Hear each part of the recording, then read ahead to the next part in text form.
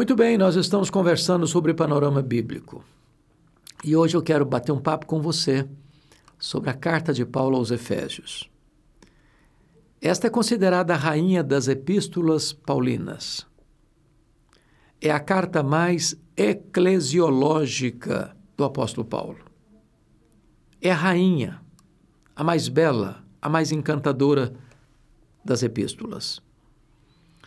Esta carta está dividida em duas partes bem centrais. Do capítulo 1 ao capítulo 3, Paulo dá a doutrina. Dos capítulos 4 ao capítulo 6, Paulo aplica a doutrina. No capítulo 1, Paulo vai mostrar o plano da salvação. A eleição de Deus Pai na eternidade, a redenção do Deus Filho na história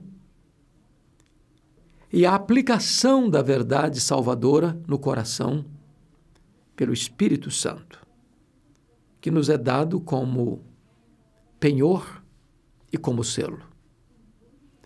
Ainda no capítulo 1, Paulo vai orar pela igreja para que a igreja compreenda esta vocação, compreenda a sua herança e saiba que a suprema grandeza do poder de Deus que está à sua disposição, o mesmo poder que ressuscitou Jesus Cristo dentre os mortos.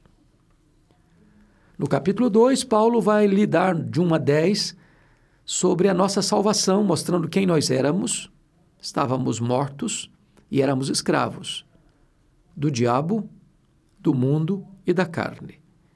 Mas como Deus nos amou e nos ressuscitou e nos fez assentar com Cristo nos lugares celestiais, salvando-nos pela graça, mediante a fé, para as boas obras.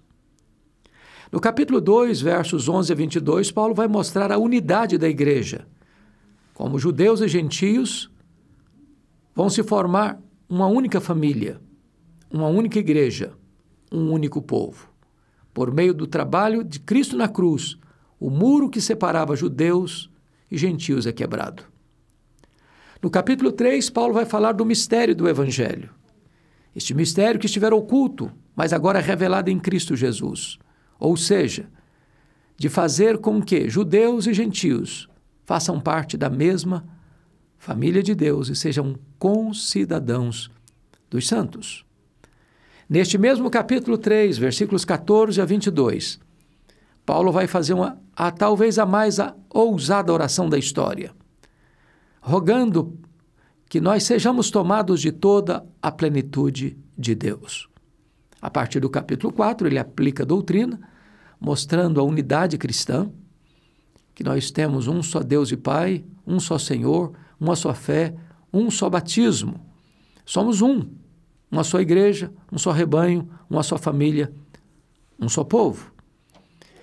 Ainda no capítulo 4, ele vai mostrar a necessidade de termos uma vida coerente com esta vocação, na nossa postura de relacionamento uns com os outros, cuidado com a nossa língua, a nossa santificação pessoal. No capítulo 5, ele vai mostrar para nós a necessidade de nós sermos imitadores de Cristo, de vivermos na luz, de não andarmos atendendo aos ditames da nossa carne, não nos embriagando com vinho, mas enchendo-nos do Espírito Santo, evidenciando esta plenitude através da comunhão, da adoração, da gratidão e do serviço. Ainda no capítulo 5, Paulo vai mostrar como que a família deve se relacionar, como a esposa deve se submeter ao marido, como a igreja é submissa a Cristo, como o marido deve amar a sua mulher, como Cristo ama a igreja.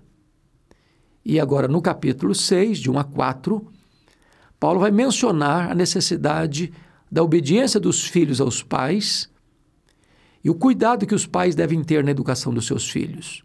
E Paulo encerra essa epístola tratando da batalha espiritual, que a nossa luta não é contra sangue e carne, mas contra principados e potestades, dominadores deste mundo tenebroso, forças espirituais do mal nas regiões celestes.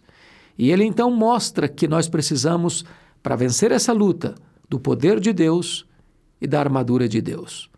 Leia, medite, estude esta carta, aprofunde-se e você certamente cavará uma mina inesgotável.